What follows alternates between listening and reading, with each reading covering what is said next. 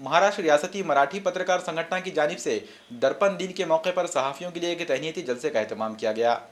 इस तहनीती जलसे में मेहमानान खुसूसी के तौर पर साबिक वज़ीर आला व MP अशोक चौहान ने शिरकत दर्ज की। इस जलसे की सदारत शांतनु डोईफोडे ने अंजाम दी। दीगर मेहमानान में कांग्रेस जिला सदर गोविंद शिंदे नागेलीकर, विजय दगड़ू, विजय जोशी और अर्धापुर तालुके के जिम्मेदारान मौजूद थे।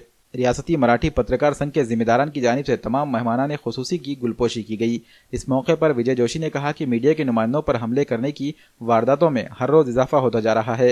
हुकूमत को चाहिए कि मीडिया के नुमाइंदों पर हमला करने वाले अफराद के खिलाफ कानून को जल्द मंजूर करें।